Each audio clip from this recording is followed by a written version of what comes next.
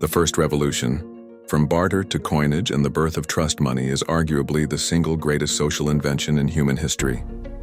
More than any king, battle, or innovation, the concept of money, a transferable, universally accepted unit of value, has defined how societies organize, how empires rise, and how wars are fought.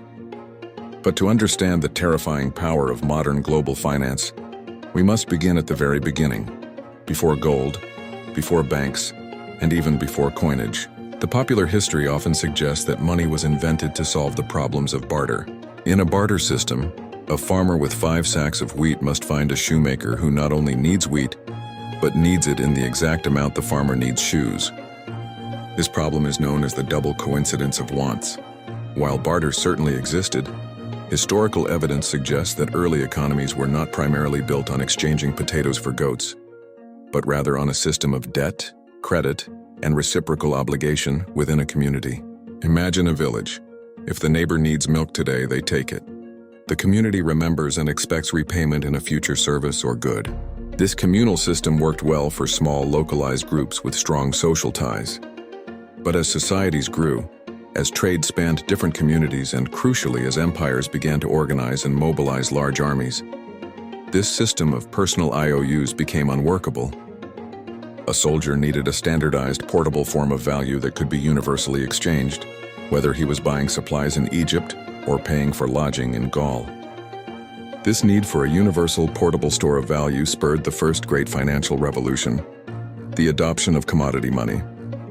Early societies experimented with countless objects as money: salt bricks in the Roman Empire, from which we get the word salary, cowrie shells in Africa and Asia, massive stone discs on the island of Yap, and even copper tools in ancient China. Each item had an intrinsic value, was durable, and was difficult enough to acquire that it wouldn't flood the market. But all had practical limitations in terms of portability and standardization. The true breakthrough came with metals, specifically gold, silver, and copper. These metals were durable, easily divisible, you could melt them down and reshape them, and had scarcity, which was crucial for maintaining trust in their value.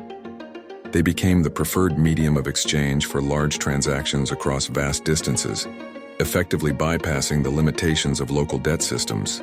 However, carrying around metal chunks still posed a problem. How could a merchant be sure the metal was pure and that its weight was accurate? Cheating was rampant. The final decisive step toward modern money occurred in the Kingdom of Lydia, modern-day Turkey, around the 7th century BC. Here, for the first time, pieces of electrum, a natural alloy of gold and silver, were stamped with official seals by the state. This stamp was the revolutionary idea. It was the government's guarantee of the metal's weight and purity. This invention of coinage instantly simplified trade, reduced fraud, and most importantly, shifted the basis of economic transactions from a system reliant on personal social trust to a system reliant on institutional trust. Trust in the state, king, or emperor who minted the coin. This powerful new tool immediately became essential for the rising Greek city-states and later, the vast Roman Republic and Empire. Coinage allowed states to rapidly mobilize resources, pay professional armies in a standardized fashion, and collect taxes efficiently across a massive, decentralized territory. The success of an empire was now intrinsically linked to the perceived reliability and durability of its currency. The story of money had truly begun, and it would quickly become the driving force behind conquest and control. The new challenge would be keeping the metal pure, a constant battle against state temptation and economic decay. The Great Betrayal, Debasement, and the collapse of Roman trust. The invention of coinage provided the ancient world with its first stable, portable form of money, facilitating trade and the efficient functioning of massive political states like the Roman Empire. For the Republic and the early empire, the currency, particularly the silver denarius, was remarkably stable, commanding confidence across the Mediterranean world. The denarius for centuries was the gold standard, or rather silver standard, of the ancient economy, reliable enough to underpin the vast trade networks of the Pax Romana. This stability was essential. It was the foundation upon which military expansion and unprecedented prosperity were built. However, the very act of minting money created an irresistible temptation for the state. Debasement. Debasement is the subtle and often disastrous process by which a government reduces the intrinsic metal content of its coinage while maintaining its face value. By melting down a silver coin and replacing a portion of that silver with cheaper base metals like copper or bronze, the state could effectively mint two coins where there was only enough silver for one, allowing them to instantly finance wars, build grand projects, or most critically, pay their burgeoning professional army without raising politically unpopular taxes. The temptation to debase was always present, but it became a critical feature of Roman imperial policy starting in the 1st century AD, gaining pace under emperors like Nero, who famously reduced the silver content of the denarius to fund his extensive building projects, including the Domus Aurea after the Great Fire of Rome. But the true collapse began in the 3rd century AD, a period of relentless crisis that exposed the ultimate fragility of an empire built on metallic currency. This era, known as the Crisis of the 3rd Century, 235 to 284 AD, was defined by non-stop civil wars, border threats, and the rapid succession of military leaders known as the barracks emperors. Each new emperor, needing to secure the loyalty of his legions immediately, would resort to debasement to finance huge bonuses and pay raises for the soldiers. The soldiers, who were the only true power brokers in this chaotic period, demanded to be paid in coin, and the easiest way for a new insecure emperor to raise the necessary funds was to cheat the currency. The effects were devastating and predictable. In 200 AD, the denarius contained about 50% pure silver. By 270 AD, some coins had less than 5% silver, appearing only as thin silver wash copper slugs. The market reacted swiftly and brutally to this betrayal of trust.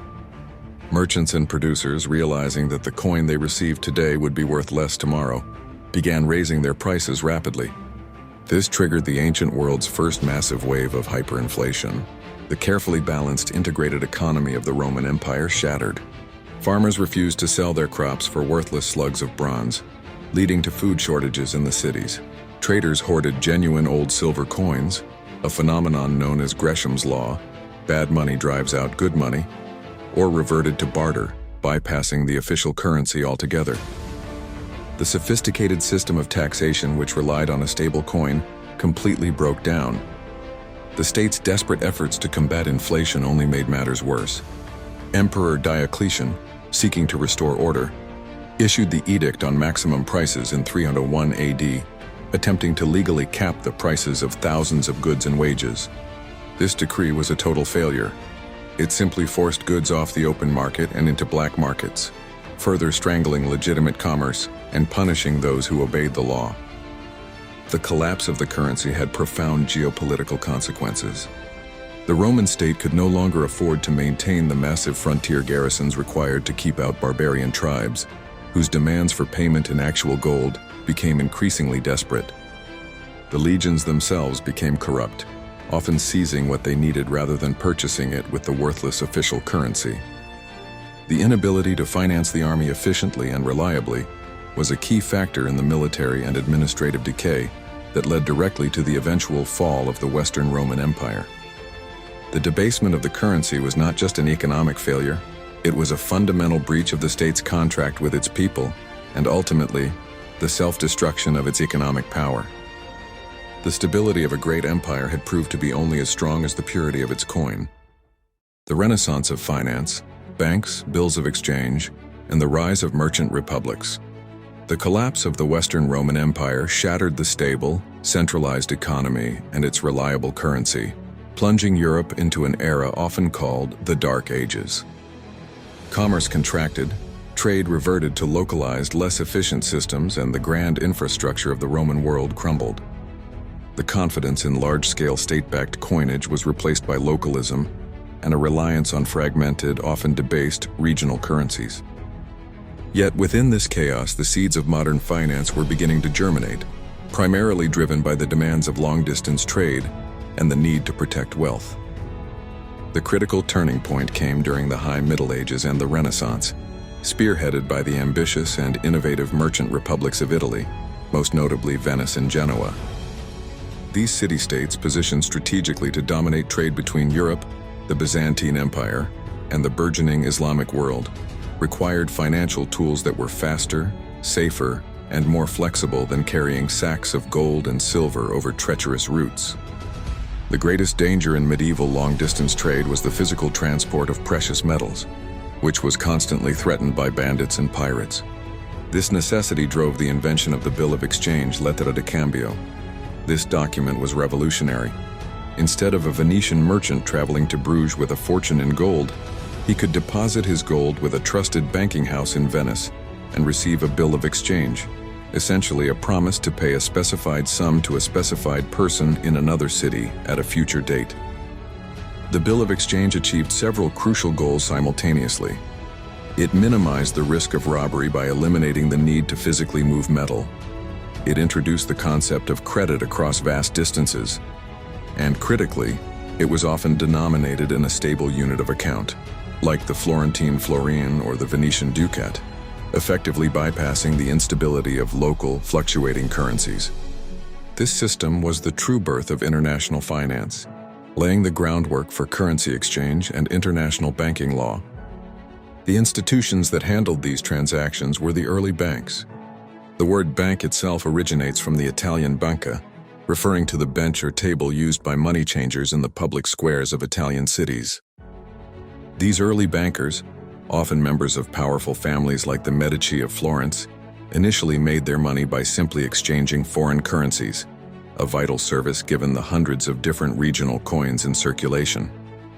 But they quickly expanded into offering credit, managing state debts, and providing security deposits. This early banking system introduced another profound concept that would drive global economics: fractional reserve banking. Bankers realized that only a fraction of deposited gold was ever withdrawn at any given time. They could therefore safely lend out a portion of the gold they held in reserve, earning interest and effectively creating new money in the form of credit. This ability to multiply a nation's working capital fueled the tremendous commercial growth of the Renaissance, allowing merchants to finance larger voyages and greater enterprises than ever before possible. However, the Catholic Church's long-standing prohibition on usury, charging interest on loans, created an ethical and legal challenge. Italian bankers skillfully navigated this by framing interest as payment for risk, late fees or currency exchange fees, rather than pure interest on the loan amount itself. The need for capital, especially to finance wars and distant trade, ultimately overwhelmed the religious objections. The financial power accumulated by Venice and Genoa through these banking innovations transformed them from small city-states into global commercial empires. They funded crusades, underwrote royal debts across Europe, and dictated the terms of trade in the Eastern Mediterranean. The rise of these merchant republics proved that political power in the post-Roman world would no longer solely rest on the largest army or the richest mine, but on the most sophisticated and efficient control of capital and credit. The decentralized world of the Middle Ages paradoxically forged the tools that would lead to the centralized financial power of the modern era. The Great Flood, Mercantilism, Potosí, and the global price revolution. The financial innovations pioneered in the Italian city-states, banking, credit, and bills of exchange, were merely tools. The fuel for the next revolution in global finance was the discovery of an entirely new world and the sheer, overwhelming quantity of precious metals it contained. The age of exploration, driven by the desire to bypass Eastern middlemen and find direct trade routes, instead yielded the greatest transfer of wealth in history, radically shifting the nature of money and global power. The central player in this transfer was the Spanish Empire. Following the voyages of Columbus and the conquests of Cortés and Pizarro, the Spanish laid claim to vast territories in the Americas. Crucially, they discovered immense untapped reserves of silver and gold, metals that were desperately needed in Europe to sustain the rapidly expanding trade economy. The most famous and formidable source of this wealth was Potosí, in modern-day Bolivia. Potosí was not a gold mine. It was a silver mountain, literally a mountain so rich in silver ore that it seemed inexhaustible. By the mid-16th century, the Spanish crown was extracting staggering amounts of silver, often using forced indigenous labor under brutal conditions. This silver, primarily minted into the Spanish silver dollar, the Real de Ocho, or piece of 8, became the first truly global currency. This vast standardized coin was accepted everywhere, in European capitals, in the markets of Manila, and across the trading ports of China. This global acceptance was the single most stabilizing factor for international commerce for 2 centuries. The Spanish dollar was the bedrock of global trade, demonstrating the immense power that control over a reliable, universally accepted currency source could yield. The economic philosophy guiding the European empires during this era was mercantilism. This doctrine was simple yet profoundly influential. A nation's wealth was measured by its accumulation of bullion, gold and silver. Mercantilist policies dictated that states must maximize exports and minimize imports, ensuring that gold and silver flowed into the nation and were hoarded in the royal treasury.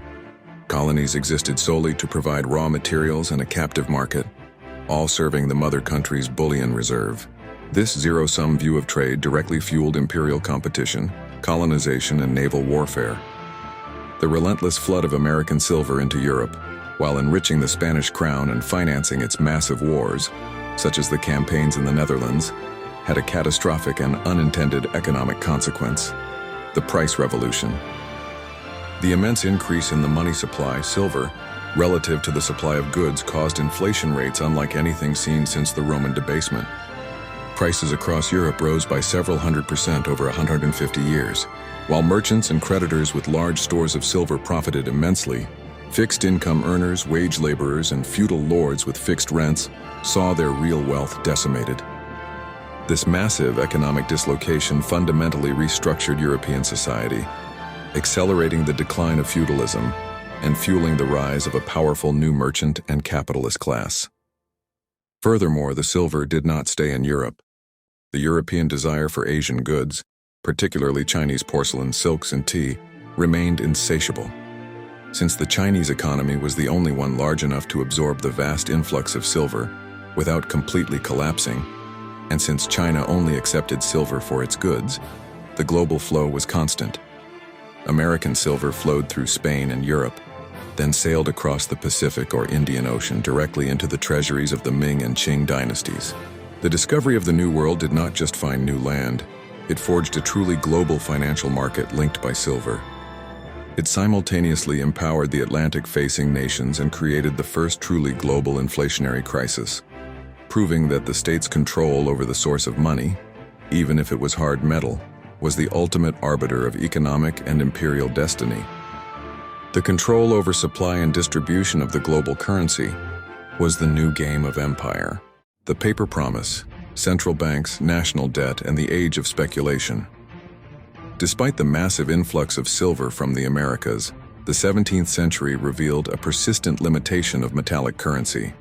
It was cumbersome, difficult to transport securely, and nations always ran out of it precisely when they needed it most, during war. The sheer cost and logistical nightmare of constantly moving bullion to pay soldiers and suppliers across Europe spurred the next, truly abstract financial revolution: the rise of paper money and institutionalized national debt. The concept of paper currency was not new. It had been invented centuries earlier in China during the Tang and Song dynasties, where merchants and later the state issued flying cash, a form of promissory note. However, in the West, the adoption of widespread paper money required a massive shift in public trust, moving away from the inherent value of metal to the guaranteed promise of the institution issuing the note. The critical turning point came in England in 1694 with the founding of the Bank of England. England, perpetually engaged in costly wars with France, urgently needed a reliable way to finance its military without crippling the treasury. The bank was established not by the king, but by private citizens and merchants under the authority of Parliament. It was created for one immediate overriding purpose: to lend money to the government. In exchange for this perpetual loan, the government granted the bank the right to issue banknotes, promises to pay the bearer a fixed amount of gold or silver on demand. These notes were initially just receipts for gold deposited, but because the Bank of England was widely trusted, the notes began to circulate as money themselves. This was the fundamental shift. Money was no longer gold. Money was now a debt instrument backed by the faith and credit of the nation-state. The institutionalization of this national debt was perhaps the most crucial financial innovation of the modern era.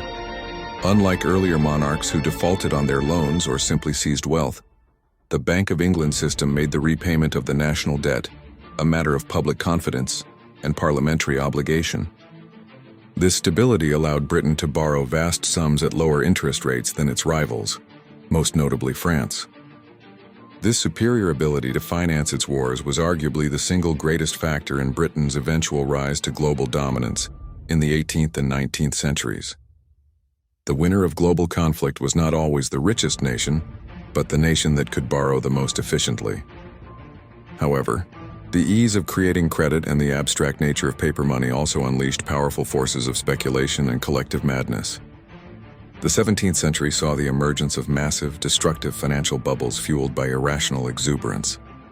The most famous example occurring in the Netherlands in 1637 was the tulip mania. Driven by the introduction of exotic tulip bulbs, speculators treated the bulbs like stocks, driving the price of rare varieties to astronomical levels. Some single bulbs were worth more than grand houses. The bubble inevitably burst, wiping out fortunes overnight and demonstrating that speculative fervor could disconnect value entirely from reality. A century later, Britain experienced the South Sea Bubble, 1720. A company, the South Sea Company, was granted a monopoly on trade with South America in exchange for taking on a large portion of the national debt. Its stock price soared wildly based on exaggerated and false claims of wealth. When the stock collapsed, it ruined thousands of investors and nearly toppled the British government. These bubbles proved that the new financial tools, paper, credit, and shares, could create immense sudden wealth.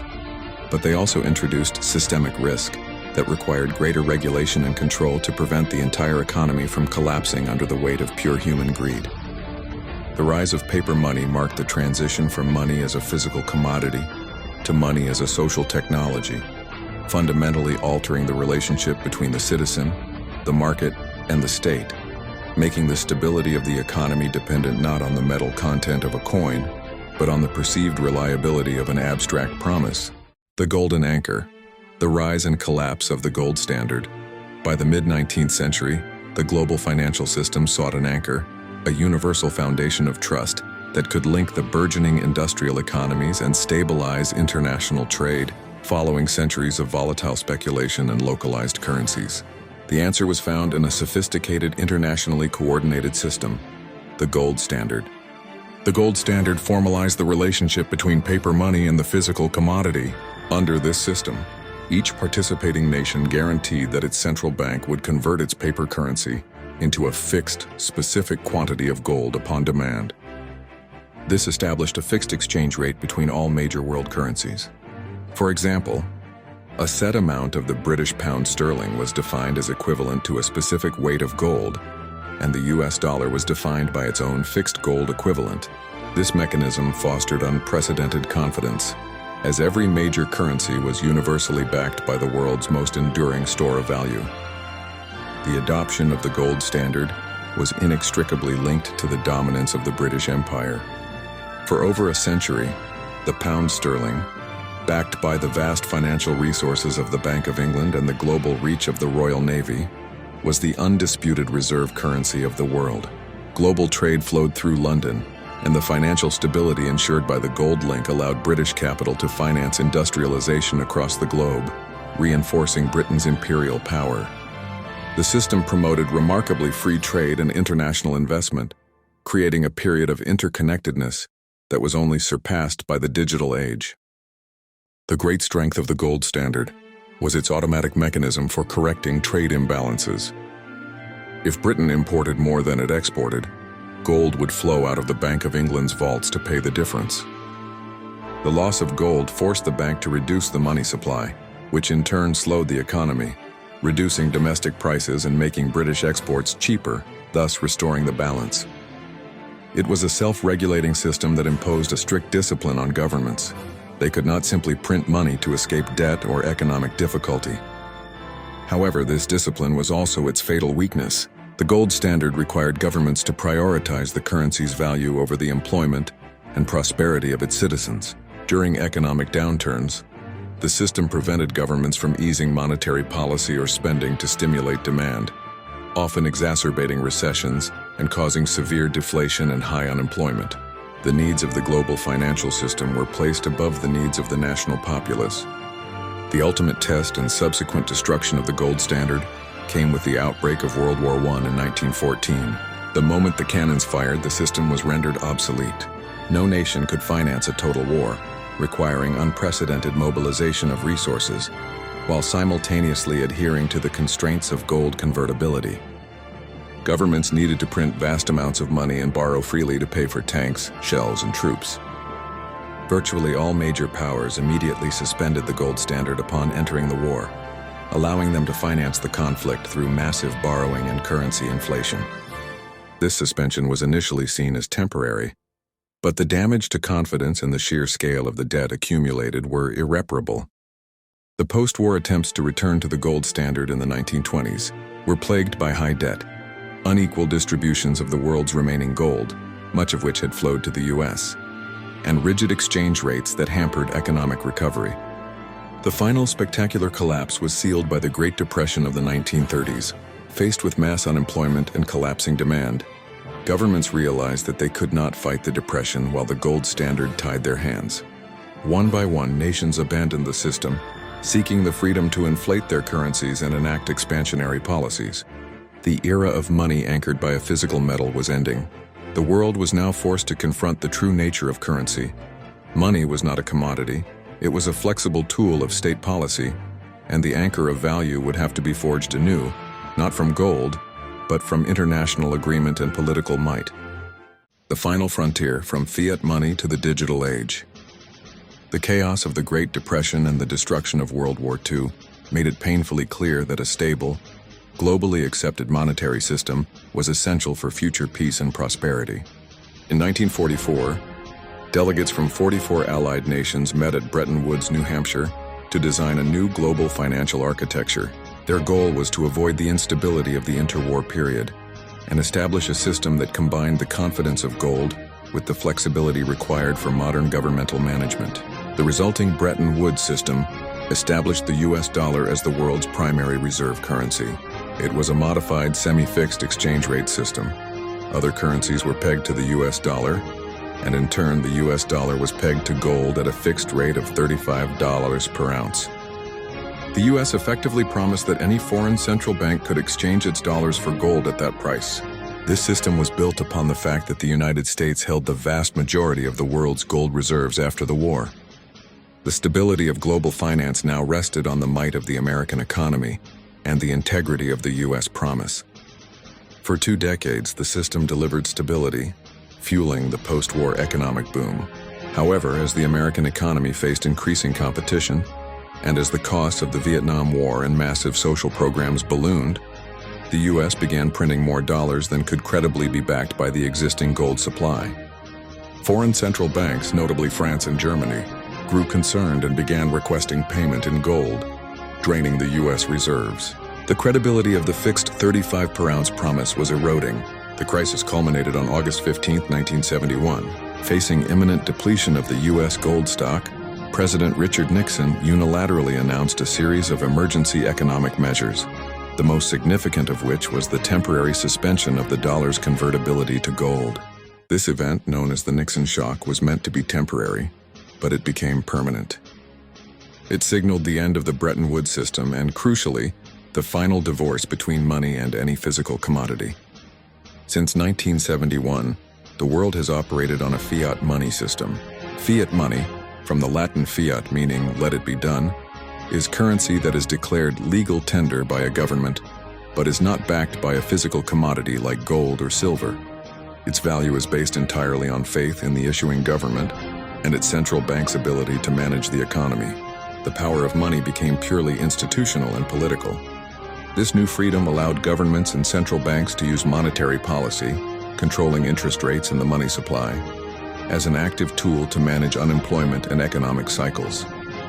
However, it also unleashed an unprecedented explosion in global debt. With the hard limit of gold removed, governments found it politically expedient to borrow and spend, funding deficits through the printing press, leading to the steady, subtle inflation that has characterized the post-1971 era. Debt, which began as a necessary mechanism for trade, became a permanent feature of modern economies measured in the tens of trillions of dollars globally. As the traditional banking system expanded its reliance on debt and was rocked by the 2008 financial crisis, a new revolutionary financial invention emerged from the digital shadows: cryptocurrency. Born in 2009 with Bitcoin, this new form of money was designed specifically as a reaction to the failure of the centralized fiat system. Cryptocurrency uses decentralized cryptography and blockchain technology to guarantee scarcity and transparency, aiming to remove the need for trust in a central bank or government. This marks the latest, most profound challenge to the state's monopoly on money. The history of money began as a struggle for trust, from trusting a neighbor to trusting a coin's weight to trusting the state's promise. Today, the debate continues. Will the future of global finance be dominated by the centralized authority of fiat currency controlled by superpowers, or by the decentralized, transparent code of digital currency controlled by no one? The history of money is not just the history of exchange. It is the history of power, trust, and the eternal defining choices made by empires, choices that continue to shape who gets rich, who goes to war, and how the world is ultimately controlled.